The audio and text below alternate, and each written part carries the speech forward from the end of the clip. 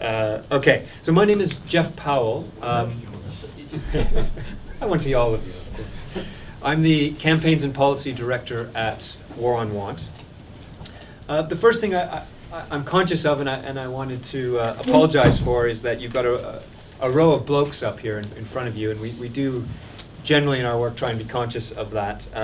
I can say that who should really be here is my colleague Rafif Ziada, but she's pulled into another session right now. She leads for us on this work, and I'm only the acting Campaigns and Policy Director. I'm replacing Ruth Tanner. So in terms of these issues with War on Want, they're normally handled by women. So I'm a bit of an oddball here today, and I know certainly with some of the other organizations there's women involved in some cases who couldn't be here today. So conscious of that, but apologies.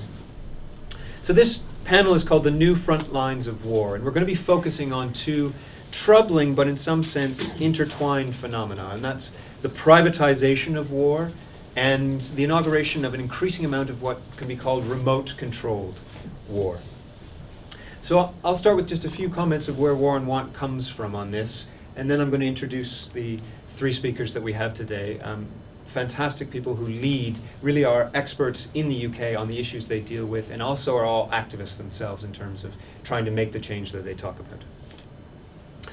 So, in terms of private military and security companies, War on Want has been working on this for nearly a decade. So back in 2006, we published a report called Corporate Mercenaries, and this was done together with Campaign Against the Arms Trade. And that was really because we were aware of the war in Iraq and Afghanistan had led to a phenomenal sudden growth in these mercenaries, these privatized military and security companies who were taking advantage of the slush funds that were being made available by the US military, by the CIA.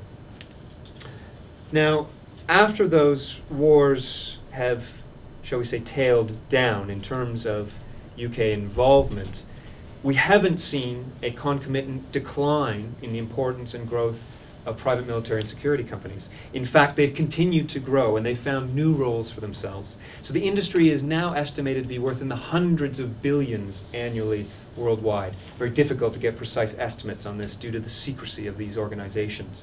But UN estimates put it in the hundreds of billions. It's important to note that UK headquartered firms are leading in this aspect. In terms of quantity, it might still be American firms that are the largest in terms of quantity, but in terms of the leading firms, in terms of voluntary standards of behavior, it's actually the UK firms that are most important.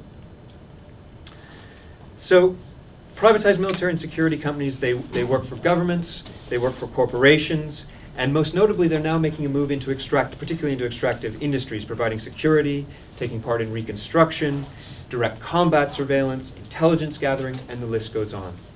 The concerns we have about them are numerous. There are concerns around accountability and immunity. There are concerns around the human rights abuses that they commit with seeming impunity. There's a concern about military overstretch. Does this provide states with the ability to take on wars which they otherwise would not be willing to commit to? They support the expansion of the legal and illegal weapons trade, and there's a serious question about the state destabilization that is encouraged by the entry of PMSCs. So War on Want has been campaigning against the voluntary regulation of PMSCs and has consistently warned that these voluntary codes, such as the International Code of Conduct, the ICOC, will be used by companies to legitimize the industry and used by governments to sidestep more binding controls. We're calling for national regulation alongside legally binding international mechanisms. We support the initiative at the UN Human Rights Council in Geneva to create an international legally binding framework on PMSCs, and we're calling on the British government to introduce controls on PMSCs as a matter of urgency. We focused most recently on G4S, which I'm sure many of you will be familiar with, as having committed so many bungles that you can't but help read the paper every day and think, what have they done today? So we've worked with the boycott, divestment, and sanction movement from Palestine to try to cancel G4S contracts which are held by universities, councils, etc. across the UK. Last year we disrupted their AGM. We've purchased we're shareholders in G4S, small shareholders I assure you, so that we can go in and disrupt their AGM and and make their shareholders more aware of the kind of risks that their operations pose. And most recently in December we had famous for her work with the Black Panthers, but now eminent feminist scholar Angela Davis to London to talk about G4S and its linkage to the broader problem of the prison industrial complex. So we've had some very famous names who have come on board to this campaign to support our work. Let me just say briefly that in terms of the remote control wars, we've come to this from our Stop Arming Israel campaign, in that the British Ministry of Defense has a very large contract with an Israeli defense firm called Elbit Systems to produce the Watchkeeper drone. And this is a drone that's very much delayed, and there's some question about, I'm sure Chris may talk about this, what exactly its purpose is at this stage. Initially a surveillance drone, but a drone that would be capable of adaptation to for more aggressive purposes. And in this, we're basically supporting the work of expert work groups like Drone Wars UK, of which Chris is a part. And we published a report just last December, which I have a copy of here, and I believe we'll have copies of at our stall, called Killer Drones, which outlines the development of the UK Watchkeeper drone and how that has drawn upon the Israeli violation, the Israeli treatment of Palestinian people as a testing ground for military technology. So that's all I wanted to say by introduction of War on Want work in this area. And now I really want to hand over to, as I say, what are experts in these issues. We're going to start with Chris Cole, who's on my furthest right. I think we've got the name cards back here if you forget during the talk. For the past 5 years, Chris has been researching and campaigning on the issue of armed drones. He's the co-author of Convenient Killing, Armed Drones, and the PlayStation Mentality. He's the convener of the Drones Campaign Network, and he maintains the very respected Drone Wars UK website, which is a resource that we use regularly. Chris has also, in some sense, I think quite proudly, been imprisoned a number of times for non-violent direct action against war and war preparations. When Chris finishes, we'll go next to Ian Pocock. Ian has been involved with the campaign against the arms trade for a number of years. He's a research volunteer for CAAT as well as the local contact in London. He's carried out many actions himself. You may have seen him at the Defence Security Exhibition Arms Fair that's held annually at the Excel Centre, yes? That's right. In London. He's also been involved in actions on the Global Day of Action on Military Spending, which is coming up very soon, which he may say something more about, and at BAE Systems. He is CAAT's resident costume expert. I'm also told that he has dressed up as a baby, an elf, and Jeremy Clarkson. Now, I can believe the baby and the elf. I really can't believe the Jeremy Clarkson. Very true, I'm afraid. All true. Finally, we'll have Ben Hayes. Ben is a fellow at TNI, the Transnational Institute, an august institution in the Netherlands and a partner of War on Want. He's worked for the civil liberties organization Statewatch since 1996, specializing in international and national security and policing issues and policies. Ben works as an independent researcher and consultant. His research has two focuses: the impact of counterterrorism, surveillance, and border control policies on democracy, human rights, civil society, and international development, and the influence and activities of the defense and security industries. So with that, I hand over to Chris. When the three have finished, we'll have lots of time for question and answer. Thank you very much, Jeff. I'm delighted to be here to speak in this session. This weekend is Afghan New Year, and as part of that, drone campaigners around the country today and tomorrow, this weekend, are taking part in Fly Kites Not Drones events. And yesterday, a number of us, about 60 of us, went up to RAF Waddington in Lincolnshire, where British drones are being controlled. The British drones are the armed drones that are flying over Afghanistan are controlled from. And we flew kites. We talked to some of the military there, and we also, via Skype, talked to a small community of peacemakers based in Kabul, Afghan peace volunteers, and communicated with them, and they too will be flying kites this weekend. And one of them there, Ros Mohammed, shared about how his brother-in-law had been killed in a drone strike 2 years ago. And so it's very appropriate, I think, that we're here at this conference this weekend thinking about resistance to conflict, how we can be in solidarity with those living at the sharp end of drones, of warfare, but perhaps especially in my case, drones. Drones, as we all know, are seen as the new way to wage war. Drones enable British and American and Israeli armed forces to carry out lethal attacks from the safety of air-conditioned trailers, hundreds, sometimes thousands of miles away, as in the case of British Reaper drones. When we talk about drones, drones cover a whole variety of different types and sizes of aircraft. But I'm going to be kind of concentrating on military drones, but particularly the armed drones. And Britain first began to fly armed drones 10 years ago in January this year, when they began using borrowed American armed drones in Iraq. And kind of like a mark being given, a kind of free taster by a pusher, Britain has been addicted to the drone wars ever since. We now have 5 armed drones, Reaper drones, operating in Afghanistan, and we're about to double the fleet. Any day now, literally, another 5 armed drones are coming into service to be used in Afghanistan. And you may say, well, why are we doubling the fleet at the very moment we're about to withdraw our forces from Afghanistan? And there is a big question about what is happening with those armed drones at the moment. There is some discussion that they may stay on in Afghanistan as part of a security agreement, but there is also beginning to be discussion about them being sent to Africa after this year to be used in counter-terrorism operations. Jeff also mentioned the Watchkeeper drone, which is being developed by Britain alongside or in conjunction with Elbit Systems, the Israeli company, at a cost of about £1 billion.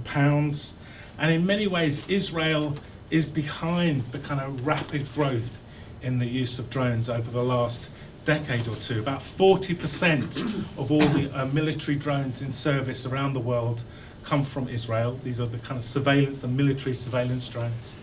But in many ways, we could also say that the very idea of drone wars has grown out of the occupation of Palestine by Israel. The idea of withdrawing, kind of constant surveillance of the population, calling people terrorists, and then carrying out targeted killing.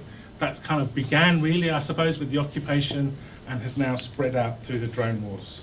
And as a nation, we've spent more than £2 billion already on drones, and Ian's going to talk more about the global spending on militarization. And we're as a nation, about to spend another £2 billion on drones, despite the kind of austerity, despite budget cuts to social spending that we all know about. There's a new drone program being developed called the Scavenger program. And it's our old friends, really, BAE Systems, Elbit Systems, Boeing, Lockheed Martin. These are our old friends who are rubbing their hands with glee at the kind of prospect of this new arms race. And if there are objections, if there are this dissent, these arms companies that we all know have these tame politicians in their pockets which they can deploy. And last summer, due to budget cuts and the sequestration in the United States, the Pentagon wanted to cut an order of Global Hawks, these new drones, from Northrop Grumman. And Northrop Grumman deployed their tame politicians, and over the objection of the Pentagon, over the objection of the White House, this deal was reinstated. And I think that's another example of the power of the arms trade lobby. And those of us who have been campaigning against war and campaigning against military intervention for more than a decade know and can see that the public, the general public, is growing war weary, really. And I think we saw that most clearly in the vote over Syria last year, which took a lot of politicians by surprise, really. But will that kind of war weariness really end the UK and the US and Europe's wanting to impose their will on other nations? I don't think so. Empire has learned many times with how to cope with a war-weary public. And in fact, drones are part of the strategy to kind of overcome that and bypass the need for boots on the ground, really, and bypass the need for public affirmation of these adventures, and to bypass the growing public and media scrutiny of military action overseas. And this isn't just speculation on our part. Some of you will have seen last September in The Guardian the kind of exposure of a new MOD policy report with how to deal with what they called a casualty-averse public. And by casualties, they mean, of course, our casualties, not those living with the consequences of our conflict. So, and part of that strategy was about lowering the public profile of repatriation ceremonies when soldiers come back in coffins, a greater use of private military companies, we're going to hear more about in this session, and of course a greater investment in drones, because drones make it much easier for politicians to carry out military adventure. It lowers the domestic political cost of military intervention. Drones lower public accountability, and besides the direct impact on those living under the drones, which should always be the center of our attention, secrets and lies comes as part and parcel of the drone wars. And there is much more information, in fact, in the public domain about the secretive CIA drone wars in Pakistan than there is about the British military operations using drones in Afghanistan. We know from reliable reports gathered by organisations like the Bureau of Investigative Journalism that somewhere between 2,500 and 3,500 people have been killed in drone strikes in Pakistan, of which somewhere between 500 and 900 of those are reliably categorised as civilians or documented as civilians. I think there will be a lot more because these reporting organisations are under so much pressure to only count people as civilians who they can definitely affirm as civilians. Now, there's been roughly the same number of British drone strikes in Afghanistan as there have been CIA drone strikes in Pakistan, roughly. It's about 350 or so British drone strikes in Afghanistan, and there's about 380 to 390 drone strikes in CIA. So it's roughly similar. And we know that there have been somewhere between 400 and 900 civilians killed in the Pakistan drone strikes by US. The British military say there have been 4 civilians killed in roughly the same number in Afghanistan. So either the British are 100 to 200 times better at drone warfare, or that there's something seriously wrong with those casualty figures. So along with the kind of proliferation of secrecy comes the proliferation of lies that we're told about the drone wars. And one of the lies that we're told constantly by the British is that drone strikes are a rare occasion. That, mostly we use our armed drones just for surveillance, and strikes happen rarely.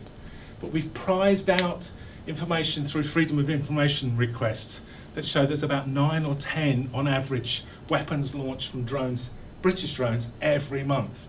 That's about 1 to 2 British drone strikes a week in Afghanistan. And I don't know about you, but I would never call something that happened once or twice a rare occasion.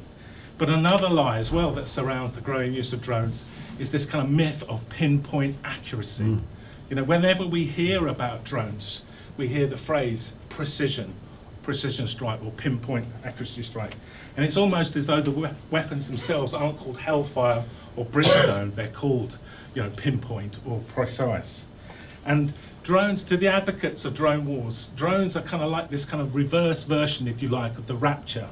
This kind of Christian evangelical idea that at the end of days, all the good people will be taken up and all the bad people behind. And they see drone warfare as the reverse of that, really. You can just take out the bad guys and leave the innocent behind. But unfortunately, the idea of a guaranteed, pinpoint accurate missile strike is a myth. Yes, of course, weapons are much more precise than they were even 20 or 30 years ago. But when you take into account, the blast radius of these weapons, when you take into account the fact that even under test conditions, only 50% of the weapons are expected to hit within their circular area of probability. And when drone strikes, for instance, when drones are flying at 10 miles high, they're aiming at a moving target 5 miles away through bad weather, through cloud, And when the pilot at Waddington presses the button, there's something like a 2 to 4 second delay before the actual weapon is launched in Afghanistan. You know that the idea of this pinpoint accurate guaranteed strike is a nonsense.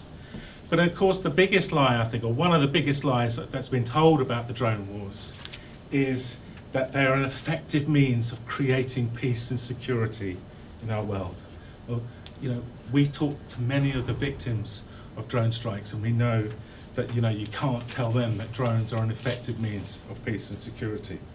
But an even bigger lie, I think, one that's kind of worthy of Joseph Goebbels, if you like, is that when the drone advocates tell us that drones are the ethical choice. We have no other choice. Leon Panetta, the head of the CIA, said drones are the only game in town.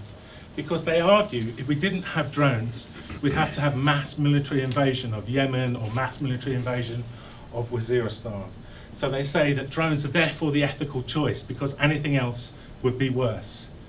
And of course that's nonsense. You know, the idea, you can say anything. If you can think of something else that's worse, like you could say that chemical weapons are ethical choice because we could use nuclear weapons.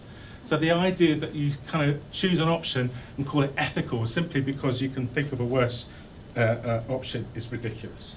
So drones are eroding the laws of war. You know, drones are, proliferation of drones are doing serious damage to global peace and security. And drones are seducing our politicians away from engaging in diplomatic and political solutions to conflict in favour of taking out the bad guy. You know, in favour of whacking the bad guy. They're kind of in favour of gangsterism, really. So drones are not a solution to global insecurity problems, just the reverse. And I think our task as anti-war activists, as global justice advocates, is to stop this nonsense from the new big arms companies about drones. And Drone Wars UK is involved in information and research on this, and we're part of, as War on Want is, of the Drone Campaign Network. And so I can talk a little bit more about that when we come to questions. Thank you, Chris.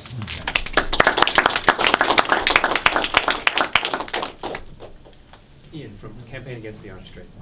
Hi. So yeah, I am from Campaign Against the Arms Trade, which works to end the international arms trade. There's lots of errors within that, so I'm going to talk about some of those today. First up, there'll be government support for the arms trade.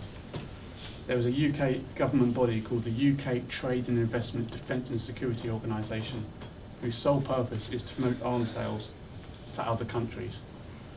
Within that organisation, there is a disproportionate number of staff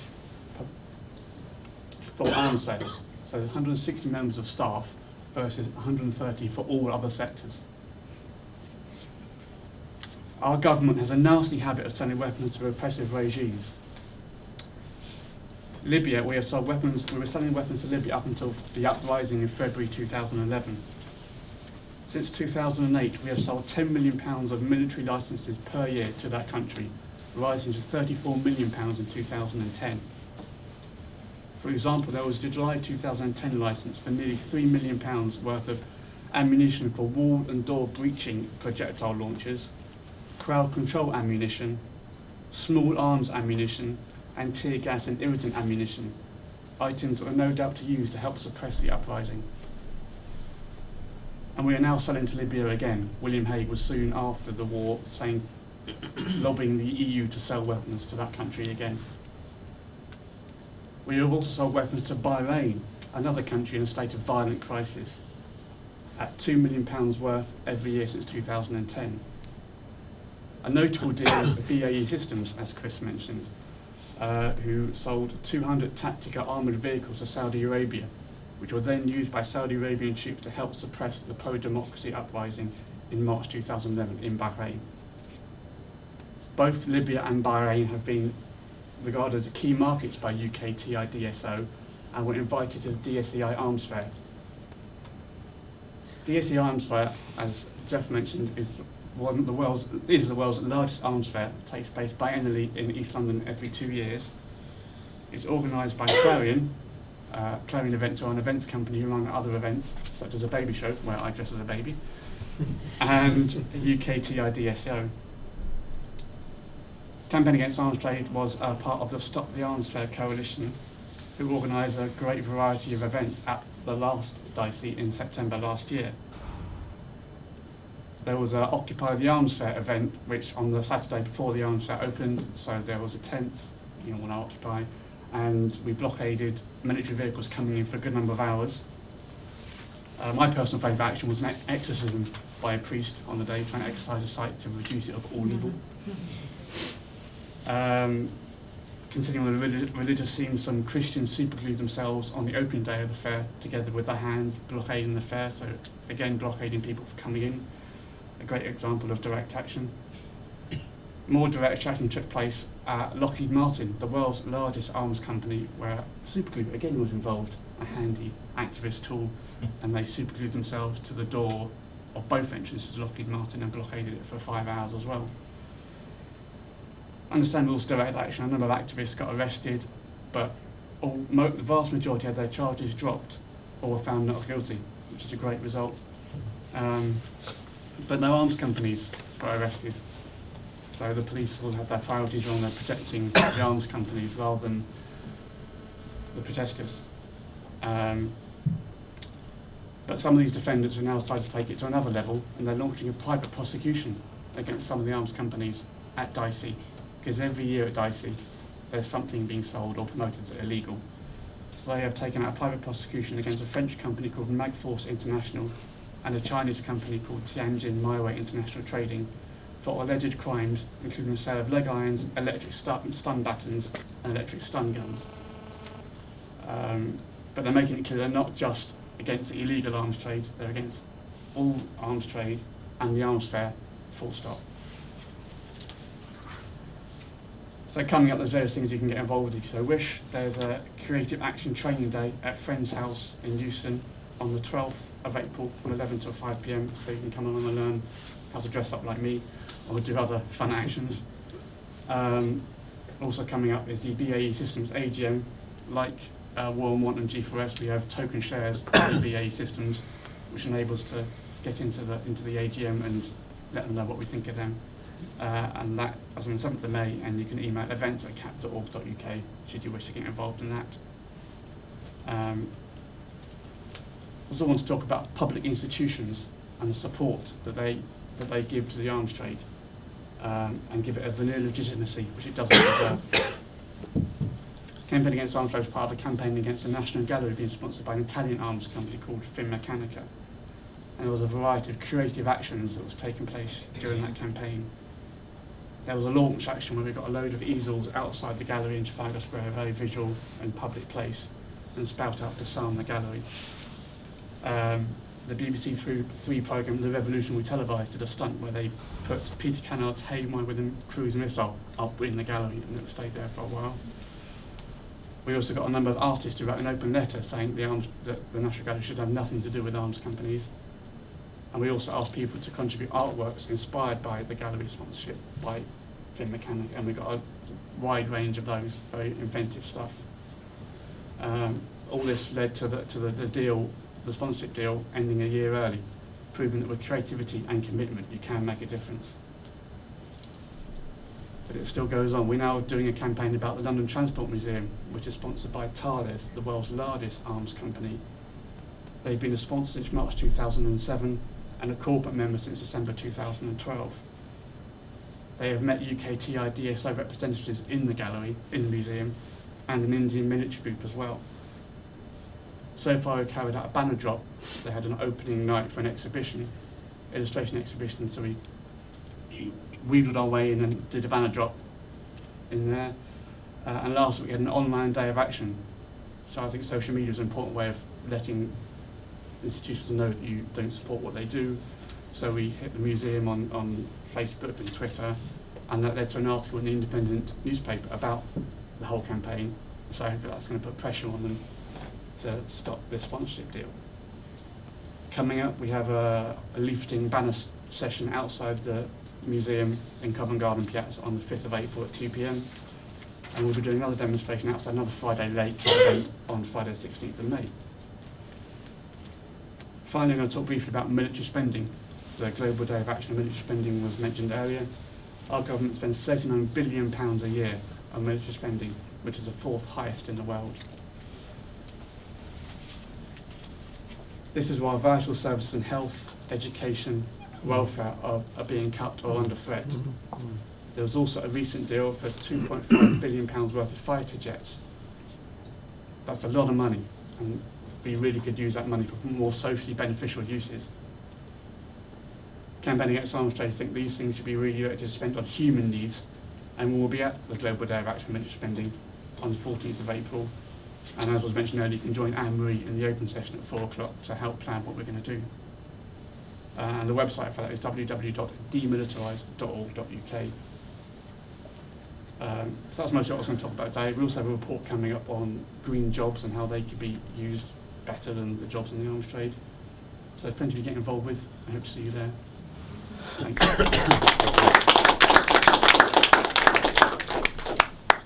Great. Now I hand it over to Ben from Statewatch. Okay, thanks. I'm not going to stand up if that's all right, just because I've got a bit of a dicky back, so I'm going to stay sitting down. When I I guess, you know, a lot of my work over the last probably 7-8 years has really been looking at the diversification of the kind of companies that Chris and Ian have been talking about, away from arms sales and manufacture into Homeland Security, right? And Ian mentioned a company called Thales, you know, and pretty soon after 9/11, their director came out with a statement. He just said, security is the new defense, right? And since then, you know, what we've seen is the gradual just the continual diversification of these companies into more and more aspects of Homeland Security, policing, surveillance, border control, to the extent that now it's really very difficult to see operationally, legally, technically, you know, where foreign warfare ends and domestic policing and security begins. And, you know, I guess that is why I looked at the agenda. I thought, hang on, I'm going to be talking about the militarization of everyday life. I'm not going to do that. And then I thought, well, what am I going to talk about? You know, and then I thought, you know, we've got Chris here talking about the drones. Maybe I should talk about some of the other aspects of the revolution in military affairs, as it's called, you know, and you know, looking at the sector, the arms sector, the Homeland Security sector, through this lens, what you see is you know, it's frightening. I mean, I've spent a bit of the last year or two, you know, putting on a suit, getting credentials from places like the European Commission, and going to some of these places, you know, and just seeing the exhibitions about what is being produced, already being sold to repressive regimes around the world. And it's frightening, you know, and it's easy to see well, you know, drones are just really the very beginning of this remote control warfare. But the other thing that's been nagging me lately is I've just, you know, the talks I do are so depressing, right? I like, you know, you go through all of this stuff and you can't help feeling you're just contributing to a sense of powerlessness. And it's a bit like the catastrophism, you know, within our discourse about climate change, right? To the point that, you know, people are so busy going, you know, the world's going to hell. You know, it's turning people away from activism, and I think you're seeing a bit of a similar thing, you know, also post-Edward Snowden. You know, we're being constantly telling people, right, we now live in a police state. You know, the state is going to crush you like the ant you are. But that's also not true yet, you know, and I'm very conscious of my own role in that. You know, I don't want to be here saying, you know, look at this on the horizon. It's hopeless, because it's not.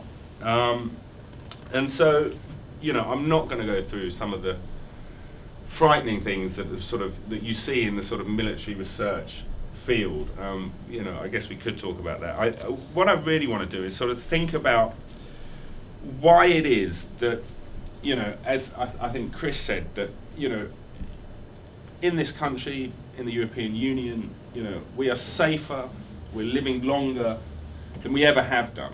You know, the rest of the world, things are rather different, but even globally, you know, the world is becoming a safer place. And I guess, you know, some of the work I've been doing lately is really looking at different kind of army of bureaucratic mercenaries, as I would call them, and I want to talk a little bit about that. But I guess, you know, the nuts and bolts of this is that you see this really powerful narrative that says, you know, we're fine in Britain, we're not under that much threat, but, you know, mass migration, climate change, failed states, radicalization, violent extremism, these are the threats to Britain, right? And you hear these arguments all the time. You see them on TV, these terrorologists, they come on, you know, and they say, you know, this is what you've got to fear. And you've got this whole industry really sort of built on the fear that comes with that narrative, that uses that to then have a presence in conflicts around the world, right? It gives them a foot in the door. It gives them you know, we can help you deal with, you know, look at Mali, you know, places these guys, you know, they've never been, they don't understand the reasons for the conflicts there, right? But they've got this, you know, we are now, you know, we're in the business of countering violent extremism. Go to Mali now, it is full of these kinds of, you know, suited consultants who say, right, we can help you deal with this. Doesn't matter, we don't know who lives here or anything about them, you know, but we've got this sort of set of a sort of toolbox, if you like. And so, you know, just really with the short time I've got, I want to talk a little bit about, you know, how I see what these companies have been doing. And you know, the first was really is this sort of the nexus of really the war on terror and the war on migration, right? And if you now look at what is going on in the Mediterranean, you know, the deaths there, you know, appalling tragedies daily, you know, people drowning in the Mediterranean. You ask yourself, well, why is this? And you see clearly, you know, the trajectory all the way back 25 years, you know, since Europe really closed its borders and said, you know, we're not doing asylum and granting refugee status anymore. You know, you're all illegal migrants. We're building fences. We're going to keep everyone out, you know. And the latest sort of generation of border controls are taken straight from the battlefield, right? There's a new EU border surveillance system called Eurosur, EU border surveillance system. And that is based on, you know, blanket surveillance of the Mediterranean, the North Atlantic, satellite imagery, radar, drones, you know, every kind of surveillance technology under the sun, so-called smart surveillance, the idea that we can detect any boat, you know, making the crossing. And the companies who are doing this, you know, we've heard them mentioned before, you know, Finmeccanica, Thales, EADS, you know, Finmeccanica just signed a $5 billion deal with the Saudi government to provide a full suite of border controls, right? You know, after the collapse of Gaddafi's regime, one of the first things that the EU did was send a border control mission to Libya, because suddenly our strong man in Africa, who we used to send back all the people we didn't want, had gone. You know, and so you just see this sort of really, you know, the battle space, you know, the same assets that we used to bomb Libya, right, are used, you know, just to police the Mediterranean as a space. And yeah, a huge global industry. We stopped counting, you know, the number of, I was working with these Canadian guys who were counting how many border control systems had been donated by the US government to developing countries. You know, you go throughout Africa, Asia, you know, Southeast Asia, the Caucasus. You know, you've got the USA going in and say, we will, under the rubric of technical assistance, we will provide you with everything you need, full suite of border control tools. Why? Well, you know, it's an incredibly powerful apparatus if you're trying to wage a global war on terror. So we've seen this sort of extension of the war on migration and, you know, just these really corporate vultures just, you know, cashing in on it. You know, you're seeing these kind of apartheid wall type, you know, the wall we've seen in Palestine, we see in Palestine, you know, that's a model for border controls for, you know, repressive governments the world over, business increasing exponentially. These things are sort of reasonably well known, I guess, and increasingly well documented. The last thing I want to talk about is a sort of, you know, this army of, I guess, terrorologists and bureaucrats and the sort of the role they play in exporting the laws that underpin the war on terror globally, right? And, you know, in Britain, you know, we're not in a police state yet, but things are pretty bad, right? We all, you know, you've come to this conference, I don't need to talk to you about the damage done to human rights and the rule of law by the war on terror, but, you know, just right now think to yourself, you know, Mozambique, one of Britain's most important human rights advocates, in jail, you know, mosques getting leafleted by the security services, being told, you know, you try to do any independent fundraising, solidarity work in respect to Syria, you know, expect a visit from the spooks. You know, I mean, this is hardcore stuff, right? And all of this is anchored within these really overbroad laws that criminalize, you know, any connection to terrorism, terrorist financing, blacklisting, all the, you know, these things are fairly well known. What I've spent, you know, the last couple of years sort of realizing and researching is that through the United Nations framework and the other international, multilateral, governmental IGO organizations that we have, these laws are being spread, right, all over the world, okay? 2 more minutes, 3 more minutes? Yeah. There is an organization, you probably won't have heard of it, called the Financial Action Task Force, right? Sounds pretty innocuous. And it sets the standards for combating money laundering around the world. 40 recommendations. It was set up by the G7 in the late 80s. How do we deal with, you know, drug cartels, money laundering? Fair question at the time. After 9/11, this body was given a mandate straight away to go after terrorist financing. Now, if you're a financial action, every country in the world is basically signed up to these ministerial standards, right? To these FATF standards, get committed to implementing them, right? What this means is that every 6 years you will be reviewed, right, by World Bank, IMF, these task force members, UN Counterterrorism Executive Director. They will go into your country, right, and they will say, do you have a terrorist blacklisting law? Do you have laws that allow you to freeze the assets of suspected terrorists? Do you have a law criminalizing terrorist financing? Don't worry if you haven't got any terrorists, right? There don't have to be terrorists involved. You just got to have these laws, right? It's literally like that, yeah? You get a grade, right? Compliant, largely compliant, partially compliant, non-compliant, right? If you're a developing country, all you care about is getting a good grade, right? Because that's where your aid and trade comes from. Non-cooperation, you know, you go on a blacklist. And I guess the point I want to make, because I think this is something that's not widely understood, these very same companies, right, that are selling, you know, selling insecurity, teams of these guys are now going in countries across Africa, Asia, Latin America, and saying, international community says you've got to have these laws in place. We will write these laws for you, right? And, you know, the sort of, as we move away from these, I think, you know, thankfully, from the misadventures like Iraq, these are the laws that are being used to manage low-intensity conflict. Last thing I want to say, you know, the war on terror has become a sort of a bankrupt ideology in a sense, and even governments now, you know, we don't talk about the war on terror anymore, right? It's over as a narrative, you know, it's counterproductive, it looks bad, we look bad, right?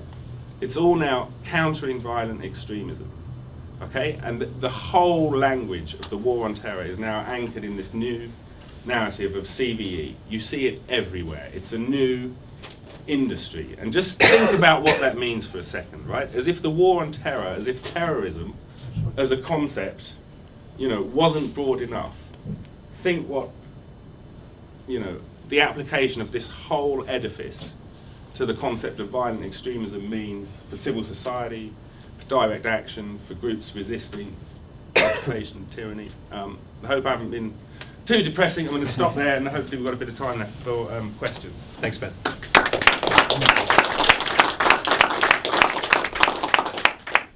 So yes, as Ben says, we do have lots of time now for your questions to get into a back and forth dialogue. So I'll start with 2 or 3 people, and we'll see where it goes from there. So certainly here. Yes, my name is Les. Thanks for all the talks. Perfectly fine to be an individual. Okay. We're all individuals. So we certainly had some of Les's questions, which I think come mostly to you, Ben. The question about the international arms trade. I don't know, Ian, if you want to address that, and sort of at least the comments that came from Alistair, Chris. I don't know if you want to come back on that, and of course, if you want to add at this point. So Ben, can we start with you? I mean, I think sort of Les half answered his own question when he said it's really about solidarity, you know, and that's why, you know, I'm happy to give up a Saturday afternoon to come and talk at a War on Want event, right? Because War on Want deals with, you know, you're a radical solidarity organisation. I think when you talk about why there hasn't been the kind of resistance to the war on terror that we as sort of, you know, human rights activists would like there to be, or assume that there would naturally be, given, you know, whatever, you know, the historical culture of human rights, if you like, in this country. It's really, you know, I think it's because liberals have bought into the rhetoric that says, you know, over there is an evil ideology, right? It's evil, and from this evil ideology comes radicalization, right? And, you know, there's this sort of acceptance or reluctance to engage on the part of liberals. You know, look at the failure of the big NGOs to say one word about Mozambique, you know, and it's a bit like Julian Assange, you know, they're all like, none of the big NGOs want to defend him, right? But they all say, oh, don't worry, if, you know, when you go on trial, we'll defend you then, right? But, you know, but it's kind of too late. And I just think, you know, it's easier for people to accept that the fault of all of this is, you know, the madrasas, you know, the Taliban, all of, you know, look over there, over there, over there. And it legitimizes almost everything that stems from that. You know, I honestly believe that. You know, read Arun Kundnani is probably the best person who sort of just deals with the bankruptcy of the radicalization industry. You know, there's a whole industry now pushing this radicalization agenda, right? And I just think, you know, preventing. Yeah, I mean, it's not supported by evidence, you know, but it's easier for people to think, you know, look over there, Osama bin Laden, look over there, Al Qaeda, you know, this is the root of our problems, than to think actually there's local political factors and things that make individuals act in a certain way that aren't about this. Second question is really the same thing. You know, look at the response to Snowden. It's been pretty healthy in many senses. You know, also in the US, but you know, take someone like Clegg. You know, gives a fantastic speech. You know, about why, you know, everything has just got totally out of hand, and, you know, GCHQ is off the wall, out of control. You know, intercepting webcam. You know, you've all been reading the papers. You know, every week something new. And then what does he do? He says, we're going to get RUSI, the Royal United Services Institute, right, staffed entirely, or, you know, patroned entirely by, you know, ex-intelligence officials, ex-defense top brass, to do this review, and we'll have some reform. You know, and it's, you know, there are compelling arguments to say, you know, scrap or massively scale back these agencies. You know, these, you know, intelligence officers themselves are making these arguments after the war. You know, we don't need these agencies anymore. You know, but no liberal is prepared to make that argument. So we sort of go for, it's all right, we'll have some reform. And, you know, I just think that we're stuck in this sort of liberal, don't worry, you know, human rights over here, a bit more of this, and everything's going to be fine, but it's not. You know, and it's so, you know, it comes down to sort of, you know, radical activism, radical solidarity, and it's, you know, it's hard, but, you know, that's what we have. Yeah, on the International Arms Trade Treaty and campaigning arms trade, I'm convinced by it at all. We think it's kind of Western-led, and it has a go at the illegal arms trade, but therefore more like to legitimise the legal arms trade and promote more arms sales to countries, as I said in my previous talk, that we really shouldn't be selling weapons to. So we're not convinced by it at all. And if it did what it was supposed to do in the first place, and have a go at the legal arms trade and make sure that our governments and other governments couldn't sell weapons to countries like Libya and Bahrain and even Russia, then it'd be great. But we don't think it's going to be doing that at all. Yeah, I mean, just to respond about the debate as well. You know, I think it's very difficult, as Ben has said. I mean, I think I would agree everything with what Ben said, and he's laid it out very well. But I mean, I think there needs to be a debate about what security is. I mean, security has become this great god, you know, that people. But how do we create security in the world? I mean, what are we doing to create security? And you know, once you begin to look at what we're doing, nobody here will be surprised, is that we're actually creating insecurity. You know, we're doing the exact opposite almost of what works. And I think we can kind of see that in terms of the drone strikes. Many senior counterterrorism officials now who, you know, senior US counterterrorism officials are saying that the kind of drone strikes in Pakistan and Yemen are completely undermining long-term counterterrorism strategies. And if even these people who are in the establishment are saying this, but it's not getting reported, it's not getting published. As you say, there is just no debate. And how can we do that? And I think there are some spaces, you know, very small, and you know, there are small radical groups. You know, net policing is one good group here that's looking at surveillance and challenging that. And it's very small. It's doing great work, but it's very small. So I mean, I think, you know, we have to do better. It's very in terms of the drones, I think you're right. You know, drones are there because of these kind of political issues in terms of lowering the political cost, and I said a little bit about that. But there's almost like now a self-justification for it, because the drones, that British drones in Afghanistan, they can't fly them, they can't operate them here in the UK. So what they want to know, what do we do at the end of Afghanistan? So there was this kind of question, well, they may stay on in Afghanistan to help in some kind of post-war security role. But of course, there is this security agreement between Afghanistan and Afghanistan hasn't been signed, and Obama's talking about the zero option now, which is taking all the all the American forces out of Afghanistan. And of course, Britain won't want to stay in Afghanistan without American forces. So they're kind of talking now about sending drones to Africa to be used in counter-terrorism work. So it's almost creating this situation, this self-justification. We can't put these things away in a box. We've just bought them.